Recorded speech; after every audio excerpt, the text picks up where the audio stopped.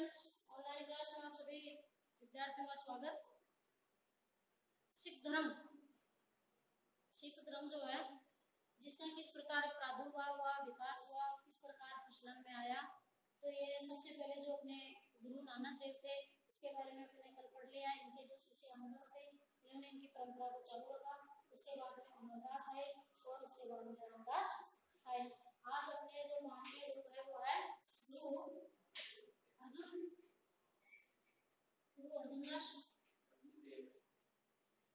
अर्जुन देव। आज के जो है अपने गुरु अर्जुन देव है, इनके बारे में देखेंगे। तो गुरु अर्जुन देव जो है इनका जो समय है वो कौन सा है? 1581 से 1606 ईस्वी तक का जो समय है वो गुरु अर्जुन देव का समय है। इसमें सिखों के 5वें गुरु थे। ये कौन से नंबर के गुरु थे?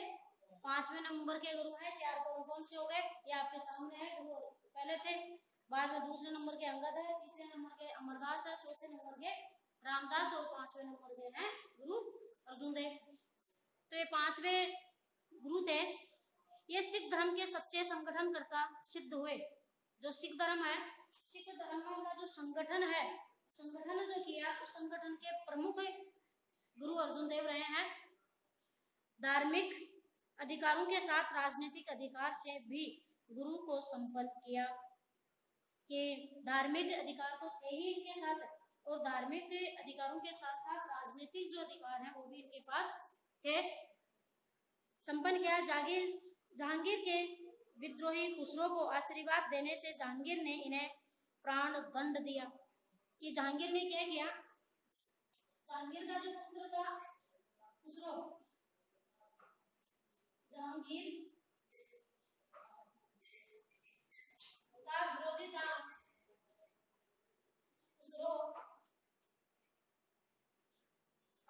तो नहीं था ये। वैसे खुसरो जो है ये अकबर के औरतों में से था एक, और जहांगीर ने ये खुसरो जो है उसे ने इसका विरोध कर दिया था। और विरोध करने पर खुसरो जो है वो गुरु अर्जुन देव की शरण में आया, और गुरु अर्जुन देव ने इसको क्या कर दिया? आशीर्वाद दिया। और आशीर्वाद देने के कारण ही जहांगीर ने क्या किया? गुरु अर्जुन देव को प्राण दंड दे दिया। आदि ग्रंथ का संकलन, मसंत प्रथा को सुनिश्चित स्वरूप प्रदान करना, धन संग्रह हेतु विदेशों में अनुयायी भेजना ऐसे कार्य थे जिनसे सिख धर्म आर्थिक दृष्टि से आत्मनिर्भर हुआ। कि गुरु अर्जुन देव ने क्या किया कि लोगों को धर्म प्रचार के लिए विदेशों में भेजा, और वहां से जो पैसे आते थे उन पैसों से अपने धर्म को मजबूत किया। तो आर्थिक रूप से भी अपना जो सिख धर्म जो था उसको प्रबल इन्होंने बनाया। देशों में अनुयायी भेजना ऐसे कार्य थे जिनसे सिख धर्म आर्थिक दृष्टि से आत्मनिर्भर हुआ। गुरु अर्जुन देव का प्राण बलिदान सिखों में सैन्य शक्ति के रूप में शक्तिशाली बनने का बदलाव ले आया। गुरु अर्जुन देव का शहीद हो जाना सिख धर्म के इतिहास की एक युगांतकारी महान घटना है, जिसे शांति प्रिय सिख संघर्ष प्रेमी हो गए। कि जब जहांगीर ने गुरु अर्जुन देव को प्राणदंड दिया तो ये एक शक्तिशाली सैन्य शक्तिशाली के अंदर इनके जो अनुयायी थे वो मानने लगे, और इससे गुरु अर्जुन देव का मान सम्मान और अधिक बढ़ा, जिसे शांति प्रिय सिख संघर्ष है वो प्रेमी हो गए। गुरु अर्जुन देव को अधिक चाहने लगे। सिख अब एक सैनिक संघ बन गया। गुरु अर्जुन देव का पुत्र गुरु हरगोविंद सिंह सिख गुरु बने। इसके बाद में गुरु अर्जुन देव के बाद में कौन आता है? इनका जो पुत्र था कौन? हरगोविंद जो है वो सिखों के कौन से नंबर के गुरु बने? 6ठे नंबर के गुरु बने। इनका जो प्राणदंड देने से ही इनका जो सिख का जो था वो इन्होंने एक सैन्य संगठन तैयार कर लिया। इन्होंने सिख धर्म ने एक सैन्य संगठन तैयार करके सैनिक उसमें सैनिक भर्ती होने लगे, और एक अपना अलग ही सैनिकों का संगठन बना लिया। फिर सिख गुरु बने हरगोविंद सिंह। इनका जो समय था वो 1606 से लेकर 1645 तक का जो समय था उसके सिख गुरु कौन रहे? हरगोविंद सिंह। सिख गुरु बने, उन्होंने शैली यानी ऊन की माला की जगह 2 तलवार धारण की। कि पहले का जो था उसमें सिख धर्म जो थे वो ऊन की 2 मालाएं हाथ में रखते थे, लेकिन उन्होंने क्या कर दिया, 2 ऊन की मालाओं की जगह क्या रखना कर दिया, तलवार। क्योंकि सैन्य संगठन बन गया था ना, तो सैनिक संगठन के पास ऊन की माला का क्या काम, तलवारें रखना प्रारंभ कर दिया था इन्होंने। एक तलवार पीरी धार्मिक गिद्दी और दूसरी मीरी राजनीतिक पदवी की प्रतीक थी। जो 2 तलवारें थी, हरगोविंद सिंह ने 2 तलवारें, 2 ऊन की मालाओं की जगह 2 तलवारें रखना प्रारंभ कर दिया था। और इन 2 तलवारों के अंदर एक तलवार जो थी वो गुरु की जो गिद्दी होती थी, उसी गिद्दी पर धर्म की प्रतीक थी। एक तो धर्म की प्रतीक थी और दूसरी जो थी वो राजनीतिक में युद्ध करने में काम आती थी। दूसरी मीरी, एक जो थी, एक तलवार जो थी वो पीरी धार्मिक और दूसरी जो थी उसका क्या नाम था, मीरी राजनीतिक पदवी की प्रतीक थी। भेंट में धन के स्थान पर अस्त्र शस्त्र लेना प्रारंभ किया। पहले जो भेंट है वो धन के रूप में ली जाती थी, लेकिन अब क्या लेना प्रारंभ कर दिया था, अब क्या लेना प्रारंभ कर दिया, अब है वो अस्त्र शस्त्र। अस्त्र शस्त्र जानते हो ना, भाले है, तलवार है, ये जो है वो लेना प्रारंभ कर दिया। पहले केवल धन लिया करते थे, उपहार में केवल धन लेते थे, लेकिन अब धन की जगह क्या लेने लग गए, अस्त्र व शस्त्र। भाले है, तलवार है, ये सब है वो भेंट के अंदर लेना प्रारंभ कर दिया। हर मंदिर के पास एक भवन बनवाया जिसमें एक ऊंचा तख्त बनवाया गया। इसका निर्माण 1699 में हुआ। इसे अकाल तख्त कहा गया। कि जो मंदिर थे, सिखों के जितने भी मंदिर थे, उन मंदिरों के बाहर एक बड़ा भवन बनवाया गया और उस भवन के पास एक तख्त, ऊंचा स्टेज जिसको बोलते हैं ना, ऐसा एक स्टेज तैयार किया गया और उसको नाम क्या दिया, अकाल तख्त। क्या नाम दिया, अकाल तख्त, उसको नाम दे दिया अकाल तख्त। इसका जो निर्माण है वो कब हुआ, 1699 में हुआ। इसे अकाल तख्त कहा गया। ये सिखों की राजनीतिक प्रभुता का प्रतीक बनकर उभरा। ये जो तख्त था वो भाई धर्म के प्रचार के लिए हुई थी। वैसे गुरु गोविंद जो थे, गुरु नानक देव, इन्होंने तो धर्म का प्रचार करने के लिए ही सिख धर्म की स्थापना की थी। लेकिन जैसे ही गुरु अर्जुन देव जो है, गुरु अर्जुन देव को जांघिया ने फांसी दी थी, प्राण दंड दिए थे, उसी दिन से इनमें सैन्य संगठन की भर्ती होने लग गई थी। लोगों ने जो सिख धर्म है, सिख लोगों ने एक सैन्य संगठन बना लिया था और धीरे धीरे फिर ये हरगोविंद आया तो उनकी माला फेरा करते थे ये लोग, तो उनकी मालाओं की जगह क्या कर दिया, तलवारें प्रारंभ कर दी। एक तलवार है वो पीली तलवार के नाम से धर्म की प्रतीक होती थी। दूसरी जो तलवार है वो राजनीतिक की प्रतीक होती थी। और धीरे धीरे फिर अस्त्र शस्त्र लेना प्रारंभ कर दिया और अपने सैन्य संगठन का विस्तार करना प्रारंभ कर दिया। एक तख्त बनाया, इसको अकाल तख्त कहा जाता है। इसे अकाल तख्त, और ये किसका प्रतीक था, राजनीतिक प्रभुता का, मतलब युद्ध करने के लिए कि कभी भी किसी को भी आवश्यकता पड़ जाए तो इस प्रकार ये राजनीतिक अकाल प्रभुता का प्रतीक बन गया। जहांगीर ने गुरु अर्जुन देव का आर्थिक जुर्माना पुत्र गुरु हरगोविंद से वसूल करना चाहा। जहांगीर ने क्या किया, गुरु अर्जुन देव को प्राणदंड तो दिए ही थे और कहा कि पैसे भी मांगते हैं, उसके कर्जा भी है, तो उस कर्जे को लेना किसने, जहांगीर ने प्रारंभ किया हरगोविंद सिंह को कि भाई जो वसूल करना है करे, तो वो कर तेरे को चुकाना ही पड़ेगा। कहते हैं ना कि बाप का जो ऋण है वो बेटे को चुकाना पड़ता है। तो यहाँ गुरु अर्जुन देव का कि जहांगीर ने कहा कि भाई ऋण भी बाकी है, तो हरगोविंद को कहा कि भाई तू तेरे को चुकाना पड़ेगा। तो आर्थिक जुर्माना लगाया गया था गुरु अर्जुन देव पर, तो गुरु अर्जुन देव को तो क्या प्राणदंड दे दिया जहांगीर ने, तो वो तो मर गया। अब उसके ऊपर जो जुर्माना लगा हुआ था पैसों का, वो हरगोविंद से वसूल करना चाह इनकार करने पर गुरु हरगोविंद को जेल में बंदी बनाकर ग्वालियर के किले में रखा। जब हरगोविंद ने मना कर दिया, जब उसको प्राणदंड दे दिए, तो अब जुर्माना किस बात का। जब हरगोविंद ने मना किया तो जहांगीर ने क्या किया, इसको पकड़ करके जेल में बंद कर दिया और ग्वालियर का जो किला है उस किले के अंदर रखा। जब इसने मना किया, हरगोविंद ने किस बात के लिए मना किया? जुर्माना, अपने बाप का जुर्माना चुकाने के लिए इनकार कर दिया। तो जहांगीर ने क्या किया? ग्वालियर का जो किला था उस ग्वालियर के किले में क्या कर दिया? बंदी बना दिया इसको हरगोविंद को। हालांकि हरगोविंद ने सिख पंथ को सैनिक रूप देने का कार्य आरंभ कर दिया था, परंतु बाद के सिख गुरु हरि राय, हरि कृष्ण, तेग बहादुर सिंह पंथ का प्रचार करने का ही कार्य किया। हरगोविंद ने तो वैसे सैन्य संगठन बना दिया था, इस सैन्य संगठन को मजबूत कर दिया था, लेकिन इसके बाद में हरगोविंद के बाद में जो सिखों के और गुरु बने, जैसे इसके बाद में कौन सा बना? हरिराय, और हरिराय के बाद में बना हरि कृष्ण और फिर तेग बहादुर। इन्होंने क्या किया कि हरगोविंद के बाद में हरिराय और उसके बाद में बना हरि कृष्ण और उसके बाद में कौन बना? तेज बहादुर। इन तीनों ने क्या किया? ये हरिगोविंद के बाद में हरिगोविंद ने तो क्या किया?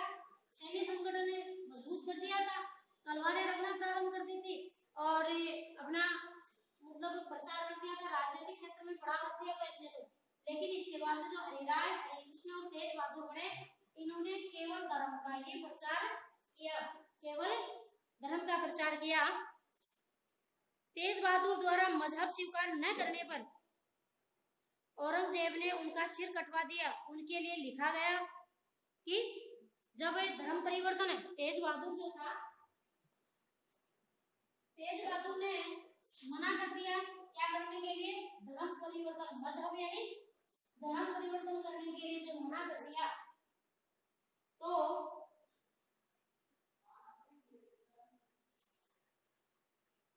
औरंगजेब ने क्या किया? तो इसके बाद में गुरु अर्जुन देव, फिर हरगोविंद और छठा नंबर का, सातवां नंबर का कौन था? हरिराय, आठवां नंबर का हरि कृष्ण और तेज बहादुर। अब इस तेज बहादुर के समय कौन आया? औरंगजेब।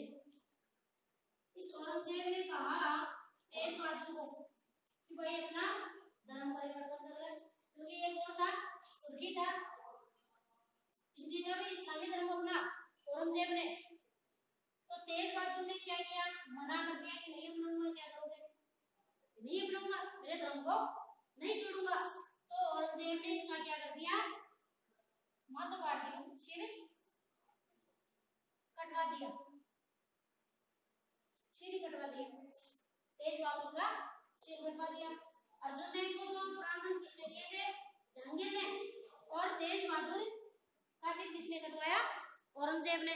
तो उसके लिए कहा गया है कि सिर दिया पर सार नहीं दिया, सिर दिया पर सार यानी सिरड़गार का धर्म, कि अपना धर्म परिवर्तन नहीं किया, भाई सिर तो कटवा लिया। क्या कहा कि सिर दिया पर क्या नहीं दिया? सिरड़, कि अपने धर्म को परिवर्तन नहीं किया इसने। दिल्ली में उनका स्मारक चांदनी चौक में शीशगंज गुरुद्वारे नाम से प्रसिद्ध है। इनका जो तेज बहादुर का जो बना हुआ है, दिल्ली के अंदर गुरुद्वारा बना हुआ है, गुरुद्वारा बना है, और किस नाम से है? शीशगंज के नाम से। किस नाम से? शीशगंज के नाम से गुरुद्वारा बना हुआ है। आज भी शीशगंज के नाम से दिल्ली में क्या बना है? गुरुद्वारा बना हुआ है। विकास किया, इससे सिख संप्रदाय सक्षम बना। लाहौर के सूबेदार को ननौद के युद्ध में पराजित किया। सिखों को सुसंगठित करने की, उनकी कुरीतियां हटाने एवं नव चेतना जागृत करने के उद्देश्य से खालसा पंथ की स्थापना 1699 में की।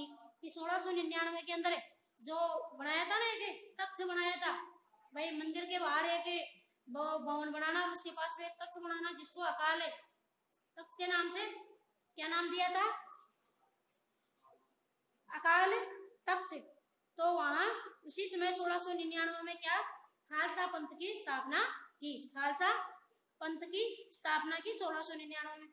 बलिदानी पांचों भक्तों द्वारा पंच प्यारों पाहुल चरणामृत एवं अमृत छकाना पता से गुलाब पानी की नई प्रथा प्रारंभ की। खालसा पंथ प्रारंभ किया तो जो मंदिरों में चरणामृत मिलता है ना, तो वो चरणामृत कि बलिदान द्वारा पांचों भक्तों द्वारा पंजे प्यारों पाहुल चरणामृत, एक तो पंजे पैरों हाथ को जोड़ना और दूसरा वहां चरणामृत और अमृत छकाना, ये प्रथाएं प्रारंभ की। अमृत छकाना पता से गुलाब पानी की नई प्रथा वहां प्रारंभ कर दी कि पता से खोल करके वहां, जैसे अपने मंदिर है ना, मंदिरों में जो क्या मिलता है, चरणामृत मिलता है, जिसमें जो भगवान है शालिग्राम जी है, उनके नहलाए हुए पानी में तुलसा है ये डाल देते हैं और फिर वो अपन चरणामृत लेते हैं मंदिरों में। वैसे ही वहां भी खालसा पंथ में पता से गुड़ा हुआ पानी की प्रथा प्रारंभ की। खालसा पंथ के सिखों को 5 कंकार अर्थात कड़ा, केश, कच्छ, कृपाण और कंगा रखना आवश्यक था।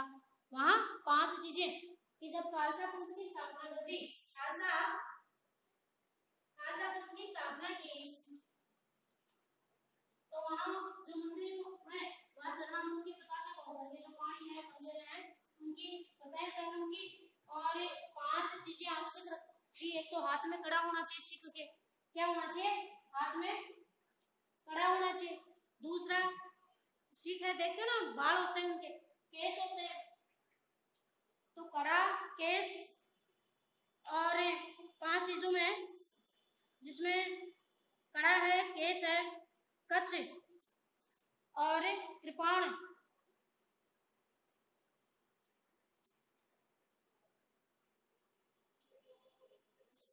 और एक कंगा,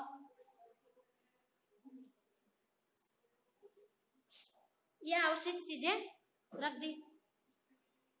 कच्छ जानते हो, वो एक लंबा सा होता है पढ़ने का। जो औरंगजेब से युद्ध की आशंका के कारण उन्होंने 1699 में ही आनंदपुर साहिब में एक सैनिक केंद्र खोल दिया था कि औरंगजेब से युद्ध होने की आशंका हो गई थी।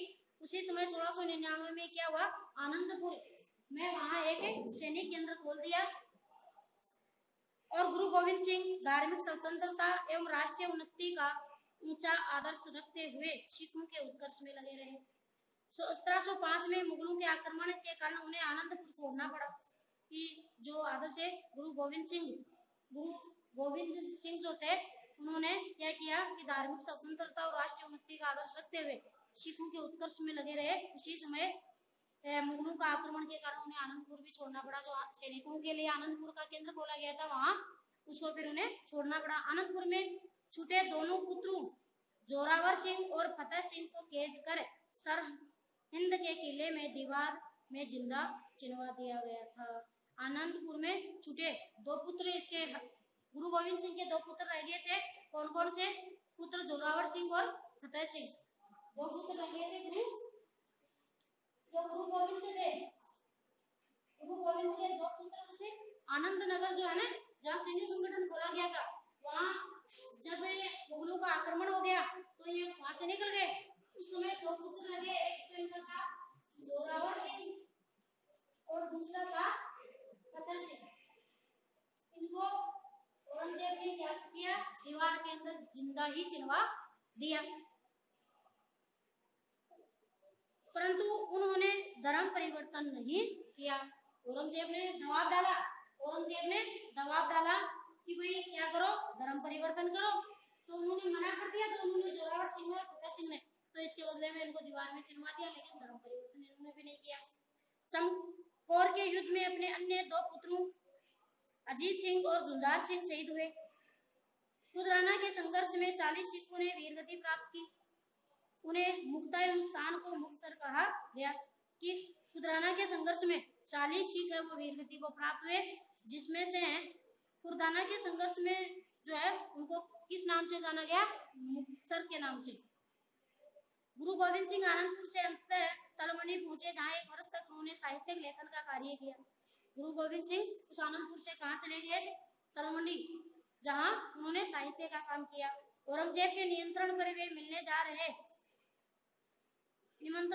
जा रहे तभी उन्हें औरंगजेब की मृत्यु का समाचार मिला और 1 अक्टूबर 1708 ईस्वी को गुरु गोविंद भी परलोक सिधार गए। कि जब औरंगजेब ने गुरु गोविंद सिंह को मिलने का निमंत्रण दिया था, लेकिन जैसे ही वो जाने लगे रास्ते में उनको ये पता चल गया कि औरंगजेब मर गया, और उसके बाद में ये जो 1 अक्टूबर 1708 को गुरु गोविंद सिंह है वो भी परलोक चले गए। बंदा बैरागी 1708 से 1716। बंदा बैरागी बहादुर का मूल नाम माधोदास या लक्ष्मण देव था। जो बंदा बैरागी है उसका, जिसको बहादुर या मूल नाम है माधोदास या लक्ष्मण देव था, इनका 1617 में राजपूत परिवार में जन्म हुआ था। जो बंदा बैरागी जो है ये राजपूत थे। बंदा बैरागी,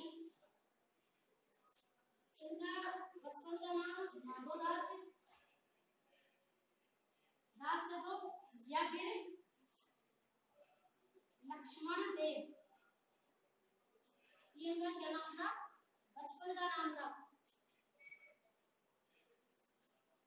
इनका जो जन्म है वो कब हुआ? 1670 में। 1670 में इनका जन्म हुआ और ये राजपूत थे और गोदावरी के तट पर आश्रम में निवास करते थे। जो गोदावरी नदी है उसके तट पर ये आश्रम बना करके रहा करते थे। गुरु गोविंद सिंह के दक्षिण प्रवास के समय उन्होंने स्वयं को गुरु का बंदा कहा, अतः बंदा बैरागी के नाम से पहचाने गए। जब गुरु गोविंद सिंह जो थे वो गुरु गोविंद सिंह जब यात्रा पर निकले थे,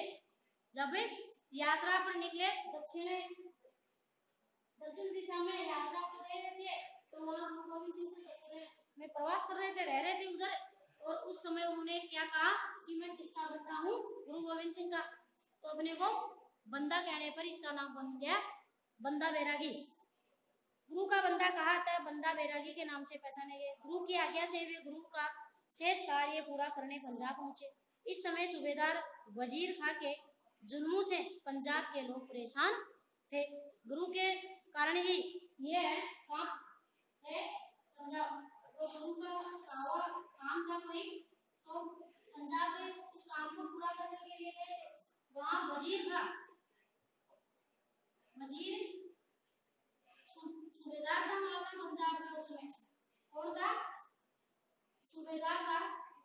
और इस सूबेदार जो था वहाँ की जनता पर, पंजाब की जो जनता थी उनके ऊपर अत्याचार कर रहा था। तो वहाँ की जनता जो थी इस वजीर खां से बड़ी परेशान थी। ये सभी बंदा के नेतृत्व में संगठित हो गए कि पंजाब के जितने भी लोग थे वो सारे इसके बंदा जो था माधोदास उसके संपर्क में आए और सब एक साथ संगठित हो गए। बंदा ने सर्वप्रथम सर हिंद पर धावा बोला। वजीर खां ने जिहाद का नारा देकर पंजाब के समस्त मुस्लिमों से बंदा का मुकाबला करने का आह्वान किया। कि इसने क्या किया? बंदा ने, बैरागी ने, कि पंजाब पर ये जो लोग जो थे वो सब एक जगह संगठित हो गए और इन्होंने आक्रमण किया बंदा ने। तो वजीर खान ने क्या किया? जिहाद यानी धर्म का नारा दिया और धर्म का नारा देकर के समस्त मुस्लिमों को बंदा का मुकाबला करने के लिए बुलाया। मांझा के मुजाहिल जाटों के सहयोग से छप्पर चिड़ी नामक स्थान पर वजीर खां के टुकड़े टुकड़े कर दिए। कि मांझा के मुजाहिल जाट जो थे, वहाँ स्थान है मांझा मुजाहिल, वहाँ के जो जाट थे उनके सहयोग किसको मिल गया? बंदा बैरागी को मिल गया। और वे मिलने से इस वजीर खां के इन सब ने मिलकर के क्या कर दिया? टुकड़े टुकड़े कर दिए उसके। 36 लाख वार्षिक राजस्व वाले प्रदेश पर बंदा शासन करने लगा। किसानों को राहत देने के लिए बंदा ने जमींदारी प्रथा समाप्त कर दी। जो जमींदारी प्रथा थी कि जो जिसको लगान देने की जो प्रथा थी वो सारी इस बंदा ने वहाँ खत्म कर दी। और सरहिंद की विजय से उत्साहित सिखों ने अमृतसर, बटाला, कलानौर और पठानकोट पर अधिकार कर लिया। कि सरहिंद की विजय से लोग उत्साहित हो गए देखते हैं एक जगह अपने कहीं अपन को सफलता मिल जाती है तो अपन क्या उत्साहित हो जाते हैं और उत्साहित होकर के फिर आगे और कार्य करना चाहते हैं। तो वहाँ सरहद पर जो विजय मिली उससे सिखों ने को शिक्षा मिली और अमृतसर है, बटाला है, कलानौर है, पठानकोट है, इनके ऊपर भी सिखों ने अपना अधिकार कर लिया। पंजाब में मुगल प्रशासन समाप्त हो गया। पंजाब में जो मुगल प्रशासन था उसको समाप्त कर दिया। मुगल सम्राट बहादुर शाह को पंजाब में सेना भेजनी पड़ी। मुगल सम्राट बहादुर शाह जो मुगलों का अंतिम सरदार था, सुल्तान अंतिम था बहादुर शाह, तो उसको पंजाब में सेना भेजनी पड़ी। बंदा लोहागढ़ के पहाड़ी दुर्ग में चला गया। उसने मुगल सैनिकों पर छापा मार नीति से आक्रमण किया। कि जब बंदा जो है उस समय पहाड़ों में चला गया और उसने क्या किया, छापा मार। बंदा लोहागढ़ के पहाड़ी में चला गया और उसने मुगल सैनिकों पर छापा मार नीति से आक्रमण किया। छापा मार जो नीति है मतलब छुप करके वार करने की जो नीति है उससे बंदा ने मुगलों के ऊपर आक्रमण किया। पंजाब में मुगल प्रशासन समाप्त। बहादुर शाह की 28 फरवरी 1712 ईस्वी को मृत्यु हो गई। बहादुर शाह जो है उसकी 28 फरवरी और 1712 में क्या हो गई, उनकी मृत्यु हो गई। नए मुगल बादशाह फर्रुख खसियार ने सफदर खां के नेतृत्व में मुगल सेना बंदा के खिलाफ भेजी। डेरा बाबा में लंबे समय तक घिरे रहने के बाद बंदा ने आत्मसमर्पण किया और दिल्ली में अपने सैकड़ों साथियों के साथ मौत के घाट उतार दिए गया। बहादुर शाह की मृत्यु हो गई और बहादुर शाह के बाद में फर्रुखसियर ने सफदर खां के नेतृत्व में सेना भेजी, लेकिन काफी समय तक बंदा जो है उसे डेरे में ही कैद रहने के कारण लास्ट में उसने क्या किया, आत्मसमर्पण कर दिया। और फिर आत्मसमर्पण किया तो इसने दिल्ली में अनेक सैकड़ों इसके जो साथी थे बंदा के, उनके साथ इनको मौत के घाट उतार दिया गया। बंदा बैरागी महान त्यागी, साहसी, शूरवीर और धर्म का रक्षक था। जो बंदा बैरागी था वो बड़ा शूरवीर था, बड़ा योद्धा था और साहसी भी था। इन्होंने मुगलों का निर्भरता से मुकाबला करके सिखों में नव चेतना का संचार किया। कि मुगलों का इन्होंने दृढ़ता पूर्वक मुकाबला किया। रणजीत सिंह का जन्म, अब लास्ट आते हैं अपने रणजीत सिंह।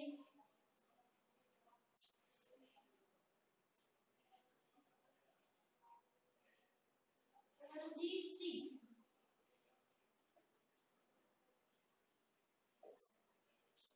रणजीत सिंह का जन्म है वो 13 नवंबर 1780 ईस्वी में गुजरांवाला में हुआ। उनका जन्म है वो 13 नवंबर 1780 को कहाँ हुआ, गुजरांवाला में हुआ। इनके दादा चाकिया मिसल के वीर नेता थे। इन्होंने अहमद शाह अब्दाली के विरुद्ध कई युद्ध किए। जो अहमद शाह अब्दाली जो था उसके विरुद्ध रणजीत सिंह ने कई युद्ध किए। इनके पिता महासिंह थे जिनकी मृत्यु 1792 ईस्वी में हुई। 1792 से 1797 तक शासन परिषद जिसमें इनकी माता, इनके सास और दीवान लखपत राय थे। कि 1792 से 1797 जब ब्रिटिश सरकार आ गया था उस समय जो परिषद में खड़ी थी उस परिषद में रणजीत सिंह की सास है, इनकी माता है, इनकी सास और दीवान लखपत राय जो है उस शासन परिषद में इनके, जो आपको तीसरा जब पाठ पढ़ोगे उसमें पढ़ने के लिए मिलेगा कि किस प्रकार ब्रिटिश शासन यहाँ आया और उसके किस प्रकार से कमेटियां यहाँ बनाई। तो उसके अंदर ये जो थे सास है, माता है, इनके सब दीवान परिषद लखपत ने प्रशासन कार्य चलाया। 18वीं शताब्दी के अंत में सिख मिसलें विघटित अवस्था में थी। रणजीत सिंह ने इस स्थिति का लाभ उठाया व शीघ्र ही शक्ति के बल पर मध्य पंजाब में एक राज्य स्थापित कर लिया। कि उस समय रणजीत सिंह ने इस स्थिति का लाभ उठाया और शीघ्र ही क्या किया, अपने बल के ऊपर पंजाब में एक अलग ही राज्य स्थापित किया। रणजीत सिंह ने 1799 में लाहौर पर और 805 में अमृतसर की भंगी मिसल पर अधिकार कर लिया। अमृतसर की जो भंगी मिसल जो थी वहां भी अधिकार कर लिया और 805 में और 1803 में अकालगढ़ पर कब्जा कर लिया। 1804 में गुजरात के साहिब सिंह पर हमला कर पराजित किया। 1808 में रणजीत सिंह ने सतलज नदी पार करके फरीदकोट, मलेरकोटला और अम्बाला को जीत लिया। परंतु 1809 में अमृतसर की संधि के बाद सतलज नदी के पार के प्रदेशों पर अंग्रेजों का अधिकार स्वीकार कर लिया गया। ये जब अंग्रेज आ गए थे, है ना, जहांगीर के समय 1605 में ही अंग्रेजों का बाहुल अंग्रेज है वो अंग्रेजों को आने की अनुमति जहांगीर ने तो दे दी थी। जहांगीर का जब दरबार था उसी समय विदेशी यहाँ आए थे और अंग्रेजों को निमंत्रण इस जहांगीर ने ही दिया था। फिर जो एक संधि हो गई थी 1804 में गुजरात के शाही पर हमला किया और 1808 में रंजीत ने सतलज नदी पार करके फरीदकोट है, मलेरा कोटला है, अंबाला, इनको सबको जीत लिया था। परंतु 1809 में अमृतसर की एक संधि हुई थी और उस संधि में सतलज नदी के उधर के जो जितने भी क्षेत्र थे वो सब अंग्रेजों के अधीन चले गए। 1818 में मुल्तान, 1834 में पेशावर पर कब्जा किया और 1839 में रंजीत सिंह की मृत्यु हो गई और 1839 में रंजीत सिंह की मृत्यु हो गई। इस प्रकार हमने देखा कि किस प्रकार ये अंग्रेजों का जो है, तो आप इस आगे के जो पार्ट है उसमें अंग्रेजों का बारे में पढ़ोगे कि किस प्रकार अंग्रेजों का आगमन हुआ, क्या हुआ पूरा वो।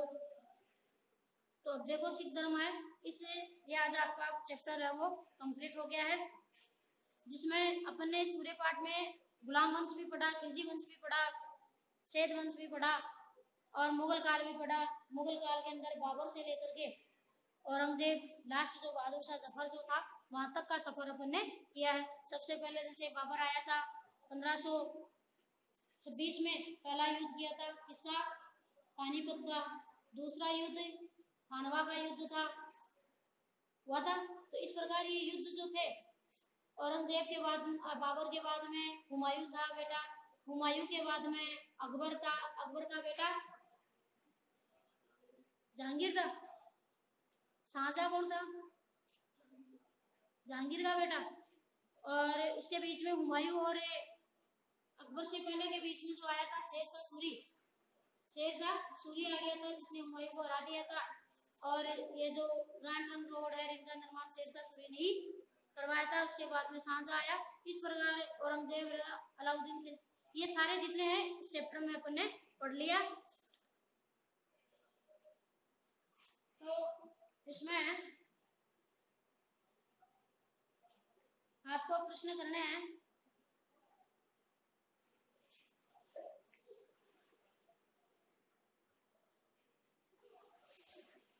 जिसमें लिखो भाई, एक प्रश्न लिखो इसमें, सिखों के प्रमुख धर्म गुरुओं का परिचय दीजिए।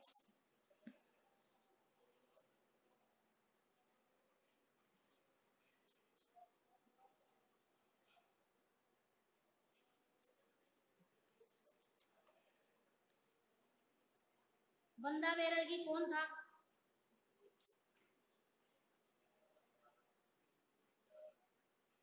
बंदा बैरागी कौन था।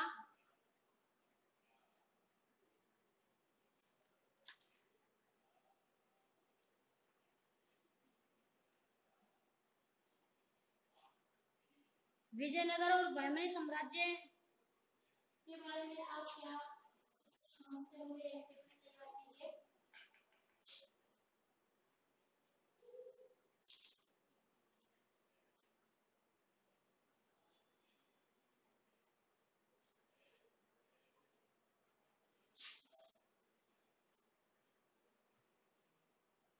तो आज आपका ये चैप्टर सेकंड जो है वो कंप्लीट हो गया है